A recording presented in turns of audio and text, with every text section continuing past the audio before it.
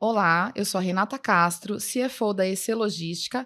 Esse é o nosso EC Logcast, o podcast que a gente trata de assuntos de interesse da nossa área e também trazemos convidados e convidadas para assuntos diversos que conversam diretamente com a nossa missão, visão e valores. Nossa convidada de hoje é a doutora Gabriela Fotacos e conversaremos sobre o câncer de mama e seus meios de prevenção. Olá, doutora Gabriela, tudo bem? Olá, Renata, tudo bem? E você? Tudo bem. Doutora, eu gostaria que você se apresentasse, seu currículo, sua experiência. Eu sou fisioterapeuta, especializada em saúde da mulher, saúde pélvica. Então, hoje a gente trabalha principalmente com a pelve, com esse íntimo feminino, com o homem, com a mulher, tratando então de diversas doenças que acometem tanto a região das mamas como a região pélvica. E aí, por isso que hoje a gente veio conversar um pouquinho sobre o câncer de mama. Muito interessante, né? Que a gente está num mês em que isso é tão falado e tão evidenciado e vale a pena a gente sempre se posicionar porque, às vezes, um detalhe, uma forma de prevenção faz toda a diferença. Doutora, o que seria, assim, você pode explicar para a gente o que é o câncer de mama e por que é tão importante a gente falar sobre a prevenção desse câncer de mama? Certo. Bom, o câncer de mama é uma doença resultante da má formação de células na mama. Quando a gente fala de prevenção, a gente fala de cuidado, a gente fala de um olhar maior para essa doença. O câncer de mama é o segundo maior câncer do Brasil, perdendo apenas para o câncer de pele.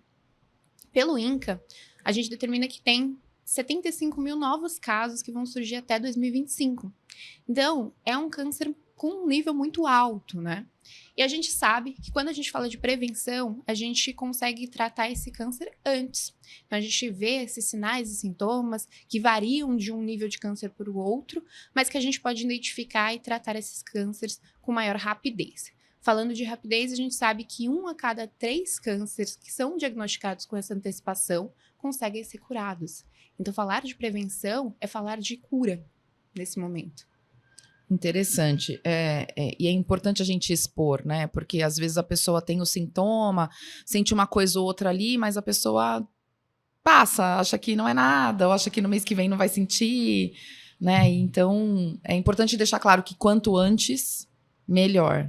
Até por questão essa melhora na questão do tratamento é porque tem mais possibilidade de tratamento ou porque tem mais relação com o início da doença? Qual é essa relação? A gente fala de fase inicial, a gente fala de uma melhor chance de tratamento, mais número de tratamento, e a gente fala de uma menor evolução. Então, essas células que estão erradas, com alterações ali, elas podem evoluir e passar para outros órgãos também. Elas podem atingir outras superfícies. E é isso que fica mais grave, que fica mais prejudicial para a gente e atrapalha esse segmento no tratamento. Doutora, quais são os principais fatores de risco associados ao câncer de mama e o que as mulheres podem fazer para reduzir esses fatores? Olha, devido à multiplicidade dos fatores, é impossível reduzir 100%, tá? A gente tem muitos fatores que não dá pra gente alterar. Como, por exemplo, os fatores hereditários. Os fatores hereditários são muito importantes nesse momento. Então, quem tem cânceres na família, principalmente de ovário e de mama, tem maior risco, tá? E os fatores hormonais, como o uso de anticoncepcional via oral, a menarca antes dos 12 anos, a menopausa após os 55, o fato de não ter tido filhos, tudo isso aumenta o risco. Tudo isso por conta principalmente do hormônio estrogênio, que está ali muito presente nesse tipo de pessoas que possuem esses riscos associados, tá? Mas tem os riscos que a gente pode mutar, tá? Quando a gente fala disso, a gente fala principalmente de fatores de observação, fatores que são de dia a dia, e que quando a gente fala deles, a gente fala de uma redução de 28% de cânceres. E a gente não fala só do câncer de mama. Quando a gente fala disso, a gente fala da redução do peso.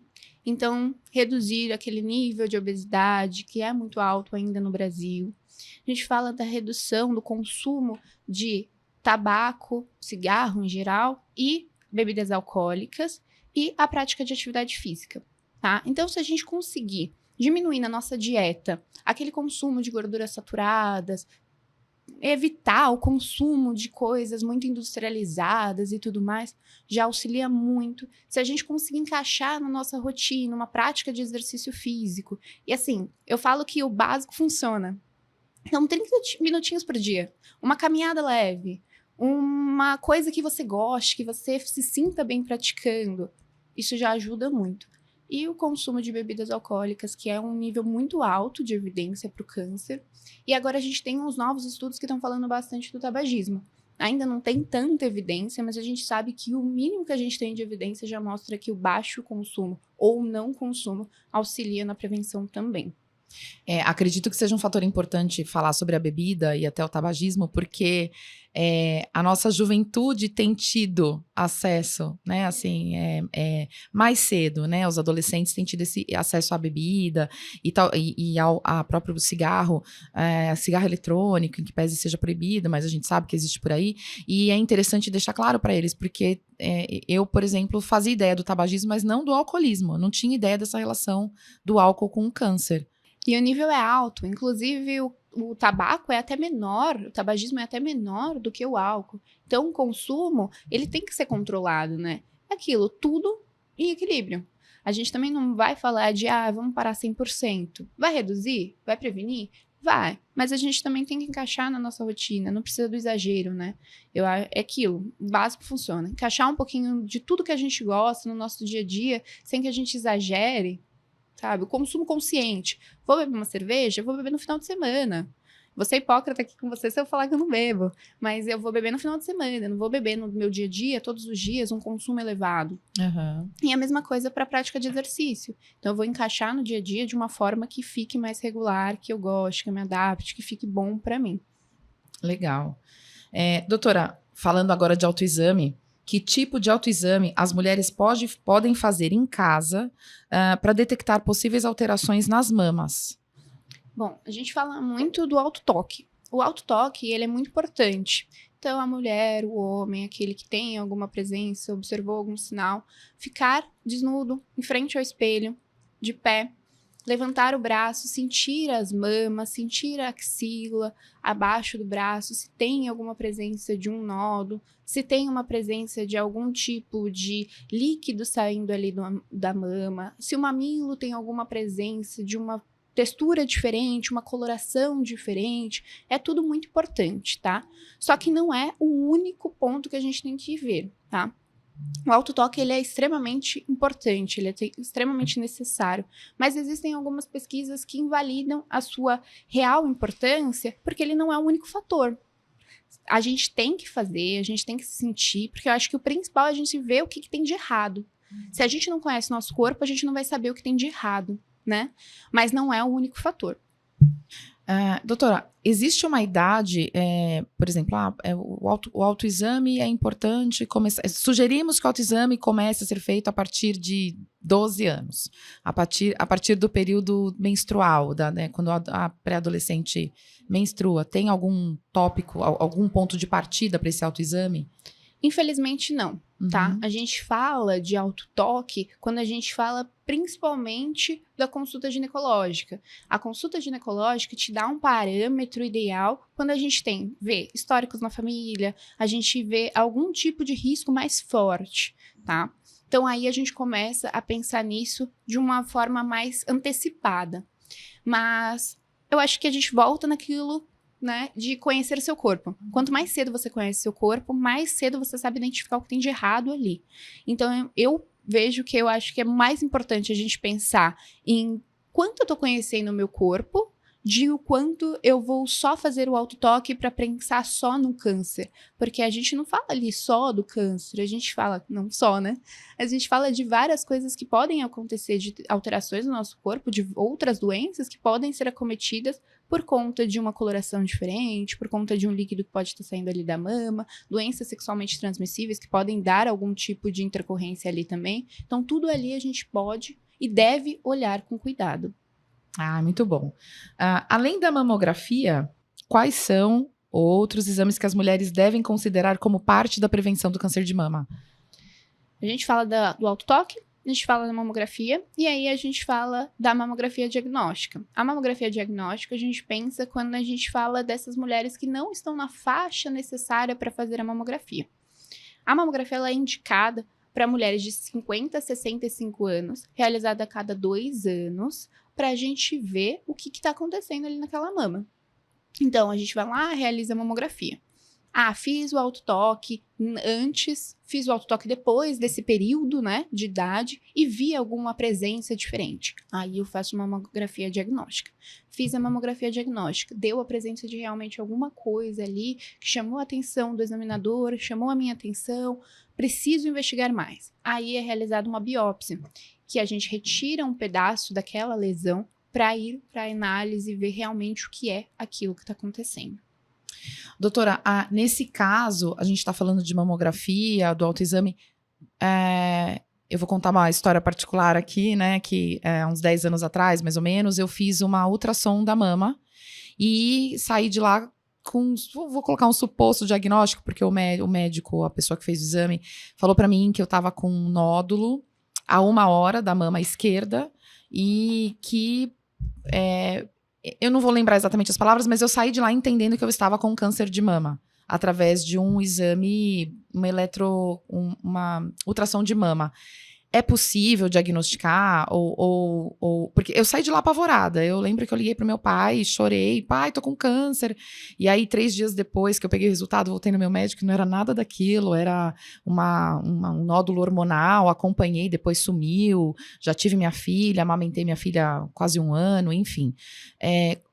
Eu fiquei perdida, né, na verdade, e acredito que outras pessoas passem por uma situação parecida como essa, talvez por um suposto diagnóstico precoce, mas seria um exame também para se enxergar esse tipo de problema, e numa situação como essa, como que a gente pode fazer para evitar, por exemplo, essa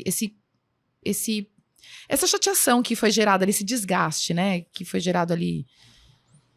Sinto muito por essa experiência, que Obrigada. deve ter sido realmente muito frustrante, muito assustadora, né? Mas eu acredito que o ideal para a gente conseguir entender o que está acontecendo mesmo e para a gente ver o que está de errado ou não no nosso corpo aí, é a gente fazer um acompanhamento ginecológico de rotina. Então, a gente está com todos os nossos exames corretos, a gente consegue observar se tem mais alguma coisa acontecendo. Então, a gente pensa em todos. Transvaginal, um Papa Nicolau, tudo ali em dia, a gente sabe principalmente se é uma alteração hormonal no nosso corpo. Porque é isso que o câncer está ligado, né? A gente está falando de hormônios ali. Aumento da produção de hormônios que faz aumento dessas células cancerígenas ali, naquela região. Então, se eu sei que aquelas células estão sendo acometidas, que a gente tem um uso de hormônios irregular ali no nosso organismo, um aumento ou uma diminuição de algum hormônio, eu sei que o nosso corpo não está trabalhando na forma que deveria estar, de uma forma regular, eu vou conseguir entender se tem maior chance ou maior risco de eu ter aquele câncer. E isso eu tenho que fazer acompanhado com um profissional responsável, né? Sozinha, eu não vou conseguir diagnosticar nada. Então, o acompanhamento correto com o ginecologista é o ideal nesse momento. Então, se eu tenho um acompanhamento já precoce, eu vou conseguir entender se aquilo que está sendo falado para mim faz sentido ou não. E aquilo, né? Quando a gente fala de uma mamografia, a gente sabe que não é o único diagnóstico. Então, foi um diagnóstico antecipado mesmo, né? A gente sabe que ele ali te assustou sem uma necessidade naquele momento, porque deveria voltar o exame para o médico ver se há uma necessidade de uma biópsia, de há necessidade de uma continuação, de progredir naquele pensamento, né? De, é um câncer. E o câncer ainda é um tabu muito forte, né? Então, a gente ouve essa palavra, a gente assusta. Né? Não tem como não assustar, né? Assusta muito. Doutora, mais uma pincelada, assim, existe também, em que pese a gente esteja falando do câncer de mama feminino, da mulher, mas também tem o câncer de mama no homem. Exatamente. Que é um assunto que acredito que hoje em dia as pessoas já até falem, mas não como deveria falar. Exatamente. E também os riscos são os mesmos, né? Então, aquela mãe que tem um câncer de mama, infelizmente o filho tem aquele risco. Então, a gente tem que olhar também daquela mesma forma. A gente tem uma redução dos riscos por conta dos fatores hormonais.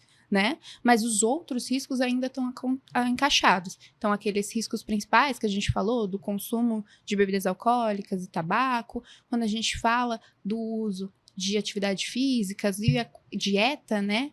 E quando a gente relaciona a fatores hereditários, o homem ainda está ali naquele mesmo nível. E a forma de prevenção do homem é a mesma da mulher. Autoexame, a mesma coisa. Exatamente. Certo. Doutora, muitas mulheres têm preocupações sobre a exposição à radiação da mamografia. Isso é algo com que elas devam, de fato, se preocupar? Ou existem alternativas ou estratégias para reduzir essa exposição? Bom, a radiação, infelizmente, é sim um risco. É um fator que chama atenção, né? Então pode gerar ali a exposição em grande quantidade, pode sim gerar, mas a gente fala de grande quantidade. Então, se é adequado uma frequência naquela exposição, não tem como aquilo ser algo preocupante. Então, quando a gente fala pela OMS, pelo INCA, a gente fala de uma avaliação de 2 em 2 anos. Então, de 2 em 2 anos, a realização da mamografia não é um risco elevado, tá? Aí a gente reduz esses níveis quando a gente fala de pessoas que possuem maiores riscos. Então, a gente fala de uma pessoa que tem um risco na família, que tem um hábito mais chamativo, e aí o médico vira e fala, vamos fazer de 1 em 1 ano? O médico está vendo também ali o que pode estar fazendo aquilo ser realizado. Por que a mulher está indo? Por que aquele homem? Por que aquela pessoa está indo realizar aquele exame? Então, tudo deve ser conversado e analisado com o médico. Em grande quantidade, sim, pode ser um risco. Mas a gente tem que ver e alinhar realmente a frequência com a necessidade do uso. Eu tenho esse perfil de fazer a mamografia anualmente, porque a minha mãe teve um câncer de mama em 2014 e fez o tratamento tirou o nódulo, não precisou fazer a mastectomia. Ficou tudo bem, graças a Deus, mas em função disso, desse histórico da minha mãe, que já tinha sido o segundo câncer dela, o meu médico me orienta a fazer anualmente, eu faço anualmente, e, gente, sou muito feliz com isso, porque eu prefiro a sensação de você sair de uma consulta médica aliviada, de que você não tem nada, né, que você tem seus filhos para acompanhar, e a vida, e trabalhar, e que tudo continua normal, em que pese uma pessoa que faça tratamento também tem uma vida normal, mas é muito bom, né? A saúde da gente é imensurável e não tem preço. Doutora, além dos exames e da mudança no estilo de vida, há outros fatores importantes na prevenção do câncer de mama que devemos mencionar? A gente falou de atividade física. Atividade física e dieta é universal para todas as doenças. Eu tenho escutado muito isso, porque eu já tenho mais de 40, então todos os médicos que eu vou, eles falam, olha, tem que ter o equilíbrio de atividade física, alimentação balanceada. A mulher, acredito que quando bata aos 40 é aquele ponto que a gente tem que ficar atenta, inclusive para questões hormonais. A partir dos 40, 45 tem a menopausa, né, tudo isso. Mas como que a gente pode alinhar, assim, o que a gente pode fazer para melhorar e para adotar um estilo de vida que seja que colabore com a nossa saúde feminina, não só câncer de mama, até em geral? Eu falo que nós somos plantinhas. Então a gente precisa de um pouquinho de água, a gente precisa de um pouquinho de sol, vitamina D ali, precisa se alimentar bem, né, na quantidade adequada e precisa se movimentar, né? Então a gente fazendo isso, a gente já regula muitos pontos dentro do nosso corpo. É aquilo, o cachorro quando acorda, a primeira coisa que ele faz é se alongar, né? Ele tem um hábito intestinal saudável. Ele comeu, evacua. Bebeu água, veio lá e fez o xixi dele. Então, essas coisas, assim, que a gente fala de mínimos, né? São o que a gente pode cuidar da nossa saúde também. Eu acho muito importante a gente alinhar tudo isso no nosso dia a dia. Então, fazer os exames de rotina é muito importante. A gente fazer o acompanhamento com o ginecologista é muito importante. A gente cuidar da nossa saúde física e estética também, né? Porque a gente gosta de se olhar no espelho e estar bem quando a gente pensa numa atividade física. Acaba alterando a nossa autoestima também. A gente tem diversos estudos que alinham que hoje a autoestima traz um bem-estar muito grande e traz uma ótimo olhar para nosso corpo, para nós mesmos. E faz com que a gente se cuide muito mais. Então, todos esses pontinhos, que são básicos do dia a dia, ajudam a gente a conseguir manter esse alinhamento grande aí. E eu acho que um ponto importante para a gente falar disso tudo aí e pensar em prevenção é o ponto também da gente falar de outras pessoas, de outros corpos, e não só o corpo cis heterossexual da mulher, que a gente está falando aqui tão forte da mulher, da mulher, da mulher. A gente tem os corpos também das pessoas trans, né? Os trans hoje, homens, também devem fazer os exames de rotina com o mesmo. Se retirou a mama, a gente tem que pensar que tem que fazer os exames no mesmo período que as mulheres de 50 a 65 anos. E aquelas mulheres que hoje usam aquele nível de hormônio muito maior, deve se atentar muito a isso, principalmente nos 5 anos após a utilização da terapia hormonal. Então, deve ser uma atenção redobrada aí nesse processo também. E, infelizmente, as mulheres lésbicas ou bissexuais, pelo fator de não ter filhos, pela nuliparidade, eles acabam aumentando o risco. E isso é um detalhe muito importante também, que é pouquíssimo falado. Pouquíssimo falado. Pouquíssimo falado. E isso inclui, a gente fala muito da nulipariedade, que é o fato de não ter tido filhos, mas a gente também inclui o fato que muitas dessas mulheres acabam tendo, por outros processos psicológicos, acabam tendo um aumento do consumo de tabagismo, né, e de álcool. E isso também compromete. E aí a gente tem novos estudos tratando que mulheres lésbicas e bissexuais têm trago muito mais decorrência do câncer. E isso é muito do câncer de mama, né? E isso é muito chocante. Então, por que não está sendo falado sobre isso, né? Sim. E acredito que boa parte desse aumento é por justamente falta de informação. Doutora, a gente tem um ponto, eu vou entrar num ponto aqui que eu não sei se tem muito sentido, e aí acho que a senhora pode até, né? Mas até que ponto a questão psicológica envolve, tem relação com o desenvolvimento de um câncer? Existe esse fator? A gente está falando aqui, por exemplo, a minha pergunta é mais voltada para a questão do cuidado da saúde mental, né? De você, muito estresse, uma rotina muito pesada. A gente fala até em questão de depressão, não sei se seria um ponto polêmico, mas acho que é interessante a gente colocar. Existe essa relação da saúde psicológica, ter algum envolvimento, alguma ligação direta com o desenvolvimento de um câncer, seja de mama ou em qualquer outro ponto? A gente já está falando de uma forma mais genérica. Olha, hoje em dia, a gente tem muitos estudos que estão sendo desenvolvidos sobre isso. A gente nem tem uma quantidade qualitativa ainda o suficiente para dizer que sim ou que não, tá? Mas a gente sabe que o Brasil é o país mais ansioso. É onde a gente tem mais pessoas com diagnóstico de ansiedade. Então, assim, não tem como a gente não levar isso em consideração também. É muito importante a gente olhar com esse olhar, eu acho que é um olhar biopsicossocial mesmo, para a gente pensar nesses fatores biológicos, que são todos que a gente está citando até agora, nos sociais, que são tudo que a gente envolve no nosso dia a dia, aquele pensamento, se vai dar o dinheiro suficiente para a gente comprar comida, alimentação, e o envolvimento com outras pessoas também, né, no nosso redor. Tudo isso altera a nossa rotina, né? Tudo isso altera o nosso fator. Então, se a gente pensar nisso tudo, quando eu não tenho o pensamento, eu tô falando lá numa rede pública, eu tenho o pensamento de, eu vou ter um dinheiro para comprar comida para mim e para o meu filho, eu vou pensar na qualidade da alimentação, eu vou pensar no ultraprocessado que eu não posso comer, ou na quantidade do dinheiro. Então, indiretamente, esses fatores ansiolíticos, né, acabam alterando, sim, coisas que são de fatores de prevenção. Então, acho que não há uma ligação 100% direta ainda, né? Porque ainda esses estudos estão sendo realizados. Mas eu acho que muita coisa que a gente trazer aqui, a gente consegue conversar, a gente consegue entender que sim, acaba modificando e acaba trazendo prejuízos também.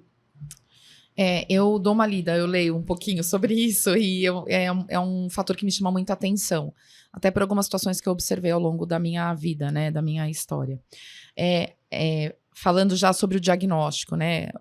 Quando a mulher é diagnosticada, acredito que o apoio psicológico e emocional desempenha um papel relevante no processo de prevenção e tratamento do câncer de mama, o apoio da família, dos filhos, a mulher, a paciente se sentir abraçada e apoiada e ter uma rede de suporte ali até até de mais de amor em si, que é o que a família pode dar de melhor pra gente.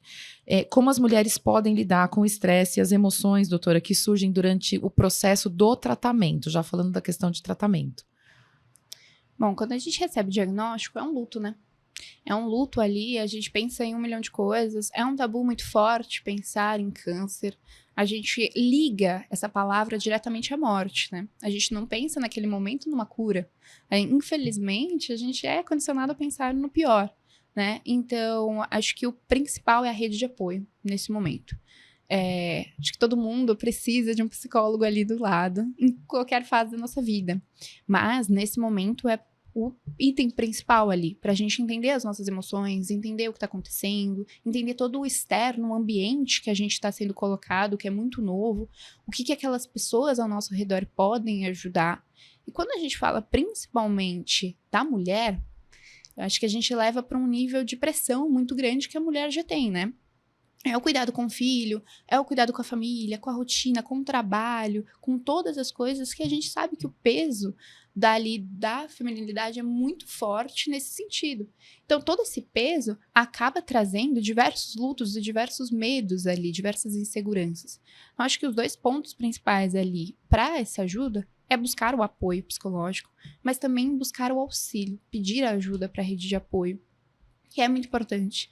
Ninguém consegue passar por um processo tão doloroso como esse sozinha. Então, acho que isso é um ponto até de uma dica, né? De levar um olhar, de tentar se cuidar, tentar receber esse apoio, tentar conseguir se adaptar a essas novas transformações com gente ao lado. Porque quanto mais gente ao lado, mais fácil, menos doloroso, na verdade, vai ficar aquele momento. Imagino. Eu acho que todo mundo que já passou por algum processo, como você passou com a sua mãe, né? Sabe o quanto é importante, o quanto é dolorido para todo mundo que tá do lado, né? É dolorido e, na verdade, nós somos em 3 em casa, nós somos em 3, e pra mim, assim, foi muito tipo, eu cuido da minha mãe, sabe? Porque a minha irmã tinha um trabalho muito estressante ali no dia a dia, meu irmão mora no interior, então eu quis fazer. É uma coisa que eu não quis terceirizar, sabe? Eu nunca passou pela minha cabeça em colocar alguém ali pra... Porque eu particularmente entendo que o relacionamento mãe e filha, marido e mulher, irmão, irmã, é importante na recuperação, porque a minha mãe se sentia muito bem. A minha mãe, quando ela teve o primeiro câncer dela, que foi no intestino, ela tomou quimioterapias muito fortes. Então, eu lembro que ela ficava desconfortável, porque machucava o canto da boca, mas eu fiquei o tempo todo ali do lado dela. E o luto foi uma situação que você me descreveu. Porque, realmente, quando o médico falou do primeiro câncer da minha mãe, que foi no intestino, eu tava com ela no exame, e eu fui pro banheiro do hospital, e chorei, porque na minha cabeça já veio enterrando a minha mãe. E no final das contas não foi nada disso. Isso tem mais ou menos uns 15 anos. Minha mãe hoje tá com 84 anos, firme e forte, e já superou tanto de intestino quanto de mama. Mas eu acho que no caso dela, ali, o apoio familiar mesmo, eu, meus irmãos, meu marido, né, o Emerson, o meu pai, a gente conseguiu dar um suporte para ela, que ela se sentiu relaxada, assim. Ela realmente se entregou aos nossos cuidados. Vou contar uma história que foi muito engraçada, porque a minha mãe, quando ela teve o câncer no intestino, eu dei aquela dramatizada, né, no momento ali, eu não ouvi ninguém, porque todo mundo falou, olha, não é tão difícil, é só tirar um pedaço do intestino. Claro que não é um câncer fácil, ela teve uma recuperação muito difícil, porque mexe com toda a parte alimentar, digestiva, inclusive, né? Mas enfim, e aí nós passamos todo o tratamento da minha mãe tratando, não mãe, é só um problema de intestino, gástrico, nunca chamamos de câncer. E no dia que nós levamos ela no médico, que ele deu alta, depois de ter feito todo esse processo, não chegou a cair cabelo, mas ela teve muito efeito colateral, muito cansaço, ela sentia, né? Ela olhou pro médico e falou assim, doutora, tava eu e a minha irmã em pé atrás dela, ela falou assim, as minhas filhas acham que eu sou boba, mas eu sei que eu tive um câncer. Porém, eu entendi que para elas era mais fácil delas lidarem dessa forma e a gente se ajudou. Isso para mim foi no dia incrível, porque acabou que ela me deu uma lição no final das contas, né? Assim, eu achando que eu estava ajudando a minha mãe e a minha mãe acabou tendo um grau de humildade, assim, de tipo, tudo bem, é mais fácil para as minhas filhas e para o meu filho, então eu vou entender, deixa eles chamarem do que eles quiserem. Essa compreensão da minha mãe, para mim, foi muito forte. E o processo é muito individual, né? E aí você vê que vários níveis ali entenderam cada um de uma forma. Você entendeu de uma forma, sua irmã de outra, seu irmão de outra, e sua mãe, que era quem estava passando realmente pelo processo, entendeu de outra totalmente diferente. Entrando nesse assunto também, meu pai recebeu o diagnóstico também de câncer no intestino também. Quando ele recebeu, eu contei pra ele, assustada, com medo de como ele ia reagir. Ele virou pra mim e falou assim, lembro que ele tava no celular, ele colocou o celular na mesa e falou assim, vamos tratar, né? E eu, assim, com medo de como ele ia reagir. E minha mãe chorou, desesperou e tudo. Cada um tem uma forma de agir mesmo. E a gente falou muito desse processo terapêutico de psicólogo, e eu acho que é também a gente entrar que a família também precisa desse apoio. A família também precisa entender. Hoje em dia, tem muitos hospitais, muitas redes que pedem até terapias familiares quando a gente fala do câncer. E a gente não está falando só de um câncer paliativo, a gente está falando de um câncer inicial mesmo. Da gente olhar, porque a sua mãe não tinha medo da palavra câncer. Quem tinha eram vocês. Quem tinha esse tabu forte eram vocês. Então, aí a gente olha as coisas de uma forma muito ampla, né? E o individual é necessário também nesse momento. A gente vê o que cada um pode fazer. Meu pai só foi ficar mal quando ele deixou de trabalhar.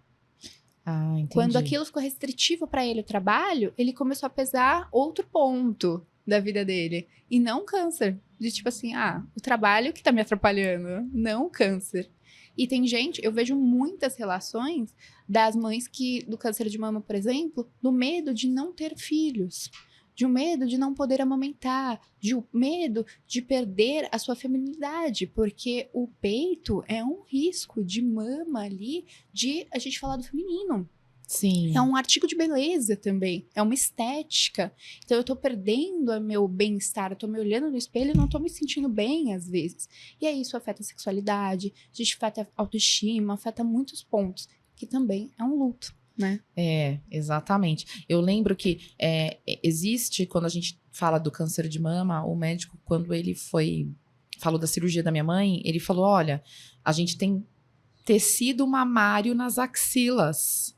Então, se tiver alguma coisa ali nas axilas, eu vou ter que, se precisar fazer a mastectomia, talvez afete aqui, e ela tem um pouco de dificuldade de levantar o braço. Então, a gente nunca imagina, a gente acha que ou é só na mama, ou que né, enfim, a gente não sabe quais são as consequências disso tudo, e a minha mãe teve até uma reação parecida com a do seu pai, porque ela falou, doutor, tá tudo bem, vamos operar, e é mais um que eu vou esperar, eu só quero andar. Ela falava, se não limitar eu quero ficar funcional, não quero que limite a minha independência, né? E no final das contas, eu acho que quando é superado ou não, mas passar pelo processo deste diagnóstico com você ou com alguém da tua família ou algum amigo é sempre uma lição.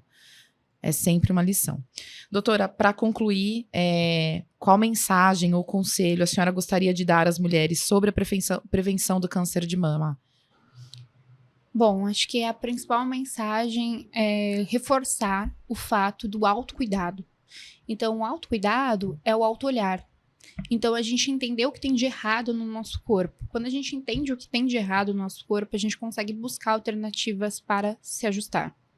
Então, fazer um autotoque, fazer uma análise, se olhar no espelho, ver, sentir o nosso corpo sempre. E isso não só na mama, o nosso corpo por inteiro. O que tem de errado ali? Desde uma pinta que apareceu, até realmente uma secreção diferente, uma textura diferente que a gente sente na nossa pele, uma coloração diferente, um cansaço a mais, uma fadiga, uma sede. Tudo isso são pontos para a gente de alerta que o nosso corpo não está funcionando em total harmonia. Às vezes é um cansaço exacerbado que a gente trabalha demais, mas às vezes também pode ser uma doença, né? Então, tudo isso. A partir disso, a gente segue com acompanhamento médico. Acompanhamento de rotina, fazer os exames de rotina, ter um médico ali te cuidando, te olhando, um médico de confiança que consiga te ajudar. E acho que isso é o ponto principal, a gente conseguir realmente se olhar. Pratiquem atividade física, que eu como fisioterapeuta não posso deixar de falar isso. Então, a gente fazer uma atividade física, cuidar do nosso corpo, cuidar das nossas estruturas musculares. E aí a gente pensa também no consumo de água correto, a gente pensa ali também de evitar o consumo de álcool, evitar o uso de tabagismo e, por fim, o excesso de peso, que a gente sabe que, infelizmente, comete muitas doenças também. Ai, doutora, muito obrigada. Foi muito explicativo, foi muito claro, foi muito bom ter conversado com você. Queria te agradecer pela presença, pela disponibilidade de tempo e seja bem-vinda, volte quantas vezes quiser. Vai ser um prazer conversar com você sobre outros pontos. A EC Logística é uma empresa que tem 3 anos.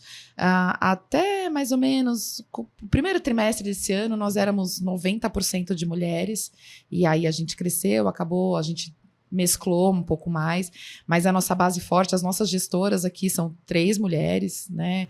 Então a gente dá muito valor a esse assunto, a esse tipo de troca de informação, não só para a sociedade, como conversa muito com a nossa missão, com a nossa visão e com os nossos valores aqui. Te agradeço muito por ter vindo, muito obrigada.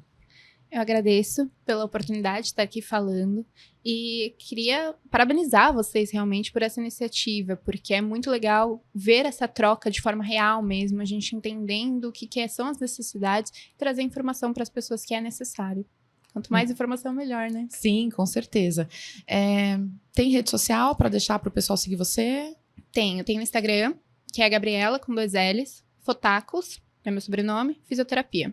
E aí, é só entrar em contato que estou aqui disponível para ajudar. Se tiver qualquer dúvida também, estou lá. E é isso. Muito obrigada, doutora. Eu que agradeço. Até mais. Esse é o fim de mais um ECLogcast. Trazemos um assunto interessante para o mês de outubro, voltado para o câncer de mama. Compartilhe, dê o seu like, nos siga nas redes sociais e sugira novos assuntos nos comentários. Muito obrigada.